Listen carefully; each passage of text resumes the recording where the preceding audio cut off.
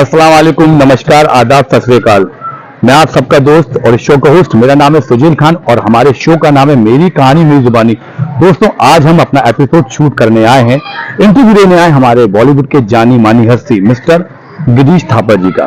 गिरीश थापर जी को छोटा नाम नहीं है, लोग इन्हें एक्टर के साथ साथ बहुत ही अच्छा कॉमेडियन भी बोलते हैं। इनके पास शेर और शायरी का खजाना है। अगर इनके साथ कोई इंसान है तो बोर नहीं हो सकता, क्योंकि एक हरफन मौला इंसान है, दिल खुश इंसान है। जहां जाते हैं, जिस महफिल में जाते हैं, उस महफिल की जान बन जाते हैं। तो समय को बर्बाद ना करते हम चलते हैं गिरीश थापर जी के पास।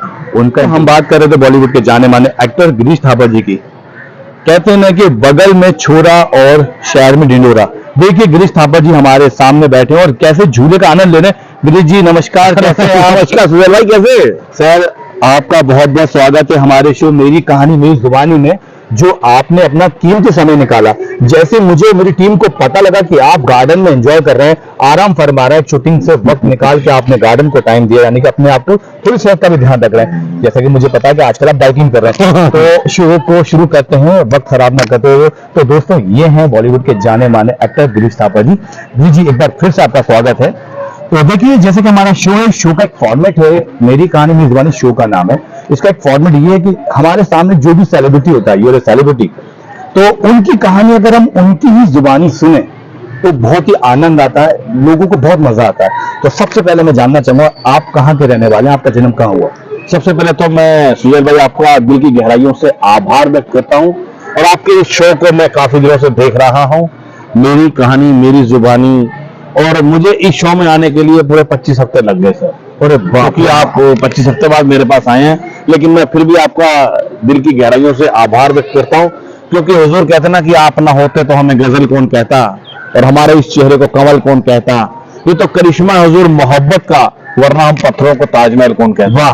तो जैसा कि मैंने इंट्रो में कहा था कि वो एक्टर भी हैं और एक बहुत बड़े शायर हैं।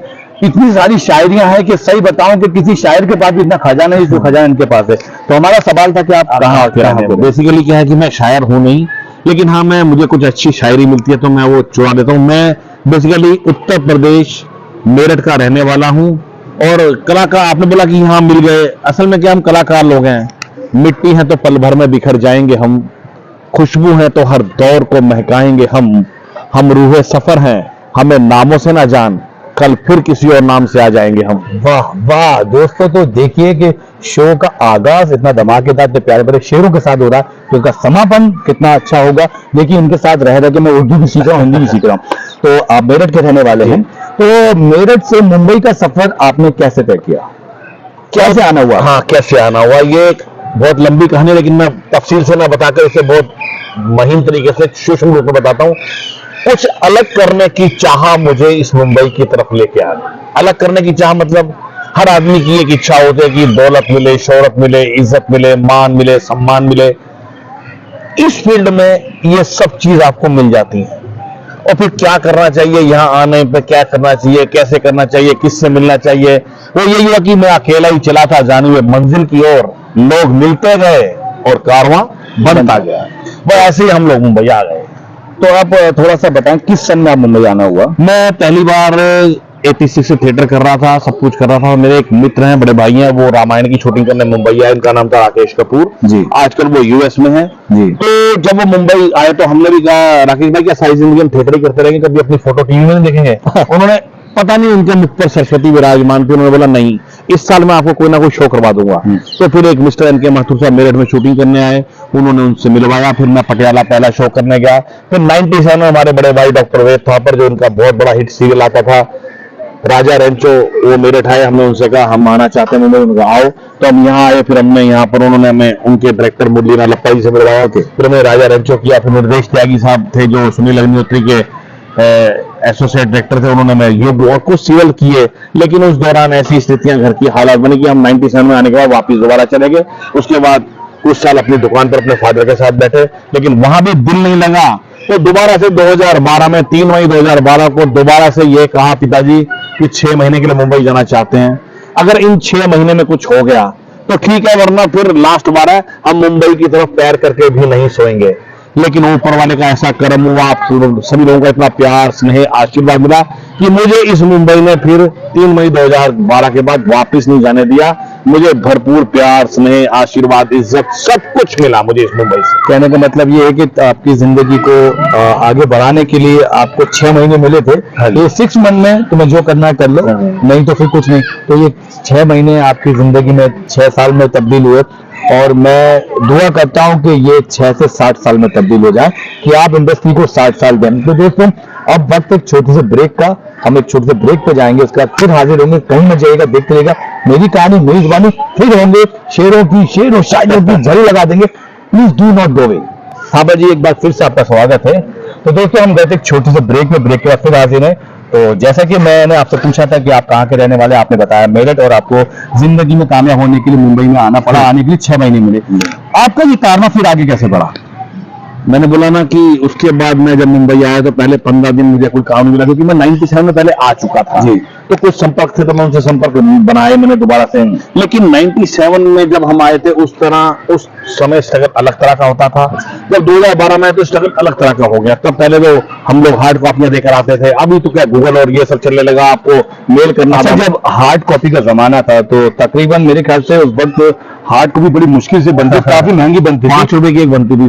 तो जब आपके सामने वो डस्टबिन में डाल देते थे, ऐसा लगता था, तो कैसा दिन पे लगता सर, था? जब हम उनको अपना पूरी गड्डी देते थे अपनी हार्ड कॉपियों की, तो जब वो हम देखते रहते थे कि यार कितने निकाल रहे, जब उन्हें 1 निकाली में 5 गए, फिर 10 गए, फिर 15 गए, फिर 20 गए, जब उन्हें 8 निकाली में 40 की गई। भैया कोई बात नहीं, हम दिल का हाथ रखे। फिर रात को हमें रोज 50-100 बनाते 500-700 भी बनवाते थे। फिर रात को कॉपी के पीछे नाम, एड्रेस, ये वो क्या क्या किया वो लिखते थे। वो अलग मजा था घूमने का। और उसके बाद अब ये चला मेल, अब हम मेल करना नहीं आता था। फिर भैया मैं यहाँ से मेल आईडी लेता था, अपनी बेटी को भेजता था, वो बेचारी मेरे लिए, तो मेरे लिए मैंने स्ट्रगल कम किया, ऐसा कहता हूँ बात। मेरे यार, दोस्तों, परिवार, उन सब ने स्ट्रगल ज्यादा किया है मुझे यहाँ तक पहुंचाने में। क्योंकि कोई भी चीज बनती है ना, तो लोग सिर्फ उसको देखते हैं जो फ्रंट में सामने नजर तैयार हो जाता है। बुनियाद की ईंट को कोई नहीं देखता कि जिसके ऊपर वो जो इमारत खड़ी है। तो मेरी जो बुनियाद की ईंटें बहुत मजबूत है, और उन लोगों की वजह से ही मैं यहाँ पर हूँ। मैं सबका नाम नहीं ले पाऊंगा, लेकिन मैं फिर भी कुछ नाम लेना चाहता हूँ, जिन लोगों ने मुझे प्यार, स्नेह, आशीर्वाद सबसे ज्यादा दिया। सुनील भाई, मुंबई आने के बाद आपने, संजीव भाई मेरे शर्मा जी, उन्होंने बहुत स्नेह दिया। उससे पहले मेरे परिवार के सभी लोग, मेरी बेटी तान्या, उसने मेरे लिए बहुत काम किया। और फिर प्रदीप हंसरा, केश कपूर, निर्देश त्यागी, मतलब मेरे पास अनगिनत नाम है, डॉक्टर वेद थापर, मतलब इतने नाम है जिन लोगों ने मुझे यहाँ। मुकुल नाग साहब जो साईं बाबा बने थे, और मेरे बड़े भाई साहब है, उन्होंने मुझे पहली बार मुंबई में अपने घर पर पनाह दी। 15 दिन मैं उनके घर पर रहा। वो पीजी रहते, उसके बावजूद मुझको रखा अपने घर पर। मैं इन सब लोगों का तहे दिल से शुक्रिया अदा करता हूँ। और मैं हमेशा यही बात बोलता हूँ ऊपर वाले से, वाहिगुरु परमपिता परमेश्वर से, कि अगर जान दी है तो जीने का हुनर भी देना, अगर जान दी है तो जीने का हुनर भी देना, पांव बख्शे हैं तो तौफीक के सफर भी देना।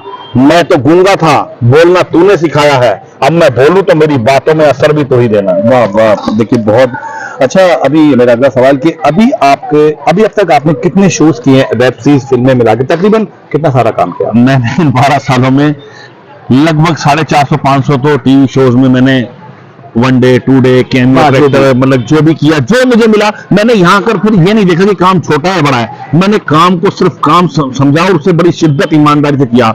उसके अलावा मैंने लगभग 60-70 बड़ी बड़ी फिल्मों में भी काम किया। इसमें रेस 3, हाउसफुल 4, पोस्टर बॉय, मतलब अभी India lockdown, Bunty Babli part 2, और आने वाली भी मेरी कई फिल्में हैं, जिसमें कि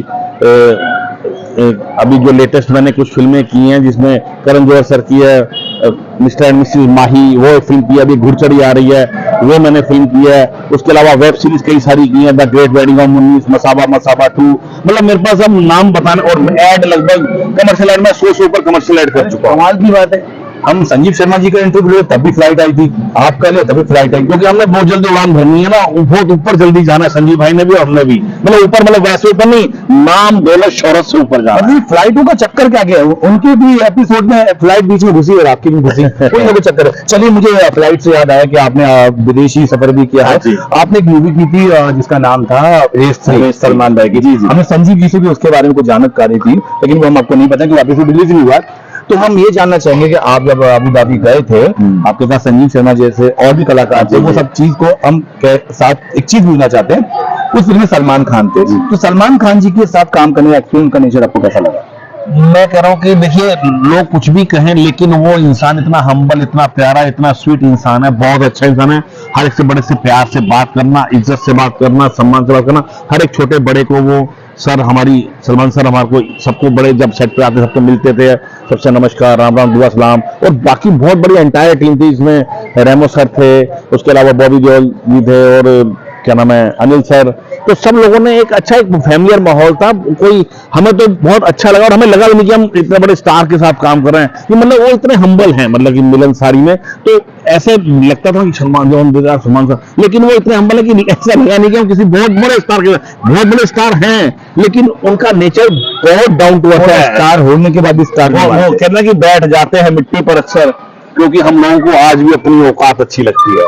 अच्छा, मेरा एक आखिरी सवाल तो नहीं, लेकिन हाँ, कि आपने इतने सारे काम के lots of 450 TV serial film वगैरह, कोई ऐसा यादगार रोल जो आपको लगता है कि यार गिरीश थापट बहुत अच्छा किया है? देखिए, अभी कहने को बहुत कहते हैं कि मैंने ये अभी यादगार किया ही कहाँ है सर, अभी यादगार तो अब तक जो किया, जैसे देखिए मैं तो आपको बहुत सारे, अभी सबसे बड़ी बात दोस्तों, बहुत सारे एड्स कर रहे हैं, बहुत सारे एड फिल्में कर रहे हैं, जो बड़े बड़े एड आप लोग देख रहे होंगे। तो उनमें से कोई ऐसा कोई शो जो आपको लगे हाँ मैंने ये एक एक्टर के नाते किरदार निभा के संतुष्ट हुई कि मैंने ये किरदार हाँ, एक यशराज प्रोडक्शन पर सीरियल बनाती है इसी बीच में, तो उन्होंने एक सीरियल बनाया था 7, उसमें मैंने डबल रोल किया था पहली बार जिंदगी में। मुझे पता था कि डबल रोल है, आने के बाद पता लगा कि मैं डबल रोल कर रहा हूँ। तो वो एक नया एक्सपीरियंस है कि यार एक टीवी शो के अंदर एक इंसान ने डबल रोल किया, वो किया था। उसके अलावा अभी काफी शो है, लेकिन उसके अलावा जो पोस्टर बॉय में एक ही सीन था मेरा बहुत अच्छा, उसमें अच्छा मेरा डायलॉग थे, वो मुझे अच्छा लगता है। उसके अलावा मैंने काफी क्राइम स्टोरीज जो की हैं, उसमें बढ़िया बढ़िया कैरेक्टर किए हैं। क्राइम से मुझे याद है, मैंने फेसबुक पे आपके बहुत सारे ऐसे शोज देखे, वो होते कुछ है लेकिन वो भी कुछ अब असल में क्या है, कई बार बस वाला कांड वाला, वो बस वाला तो सर, वो तो बहादुर सर की फिल्म थी, बहुत बड़ी फिल्म है,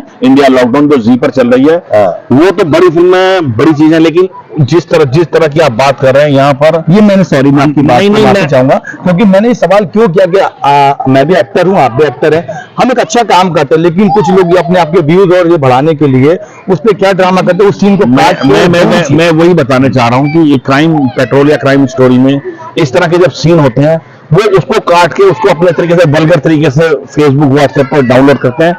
अब मैंने यही सोच के कि अपनी बात वो नहीं है कि हम कलाकार हैं, हमें सब तरह के रोल करने हैं, सब तरह के रोल करते रहते हैं हम लोग। लेकिन कई बार क्या होता है कि ये लोग हमें बताते हैं कि आप मतलब इमोशनली ब्लैकमेल किया जाता है हम लोगों को, बोलते हैं कि यार एक स्टोरी आप करेंगे, हाँ करेंगे, तो वहां जाके बोलते हैं पहले 3 दिन के अंदर 2 दिन टॉकिंग पोर्शन आएंगे, तीसरे दिन अपनी औकात पे आ जाते हैं। तो मैंने सेट पर हाथ जोड़ दिए, मना कर दिए।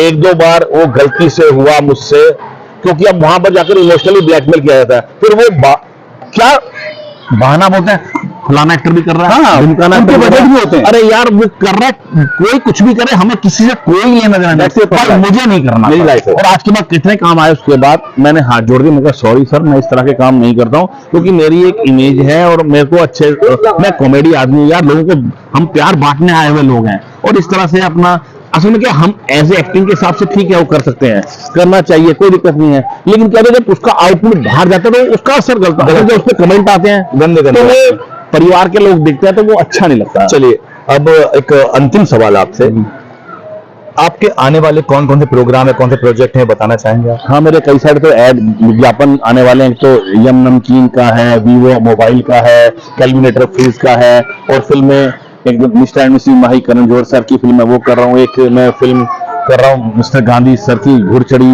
और कुछ सारी वेब सीरीज हैं, और काफी वेब सीरीज पे बात चल रही है जो हम लोग बहुत जल्दी करेंगे, और वो बहुत बड़े प्रोजेक्ट आने वाले हैं। आप सबकी लोगों की दुआएं, प्यार, आशीर्वाद मुझे मिलता रहे, और हम इसी तरह से आपका मनोरंजन करते रहें, बस यही हम लोग आपसे प्रार्थना कर सकते हैं। बस जाते जाते कि जैसे हमारे शो में एक हमारे सेलिब्रिटी होते हैं जो कि एक मुकाम पे होते हैं, एक ओहदे पे होते हैं, उनका खुद का एक ऑरा होता है, उनको कई लोग फॉलो भी करते हैं, तो एक प्यारा सा खूबसूरत सा मैसेज क्या देना चाहेंगे आवाम को, जनता को, अपने चाहने वालों को? मैं ये चाहूंगा कि सुहेल भाई के लिए भी और अपने लिए भी, अपने सभी चाहने वालों के लिए, आप सभी लोग हमारे इस शो को जितना प्यार स्नेह आशीर्वाद इज्जत दे रहे हैं, मैं चाहता हूं कि आने वाले समय में हमारे इस शो को आप उतनी ही प्यार स्नेह इज्जत दें, और बस आप लोग खुश रहें, स्वस्थ रहें, मस्त रहें और व्यस्त रहें। अंत में हम यही कहेंगे कि कितनी जल्दी ये मुलाकात गुजर जाती है, कितनी जल्दी ये मुलाकात गुजर जाती है, प्यास बुझती नहीं, बरसात गुजर जाती है, और अपनी यादों से कहना कि वो इस तरह ना आया करें,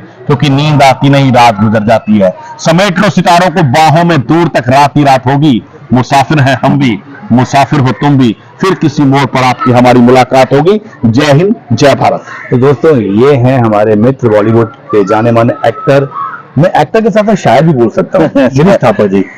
आई होप कि आपको ये एपिसोड बहुत पसंद आया, क्योंकि इसमें इनकी कहानी के साथ साथ जो शेर और शायरी की झड़ी लगी है, और हर शेर और शायरी से आप बहुत ज्यादा वाकिफ होंगे। और सबसे बड़ी बात दोस्तों, मैं इतना ही कहूंगा, जैसा कि सर ने कहा कि खुश रहिए, मस्त रहिए, व्यस्त रहिए, अपना ध्यान रखिए। लाइफ में भविष्य में कोई ऐसा गलत काम मत कीजिए जिससे आपको और आपके घर वालों को शर्मिंदा होना पड़े। इन्हीं शब्दों के साथ विदा लेता हूं, क्योंकि बहुत सारी बातें हैं, मेरा शो की लिमिट खत्म हो रही है, टाइम खत्म हो रहा है, लेकिन बातें खत्म नहीं रही।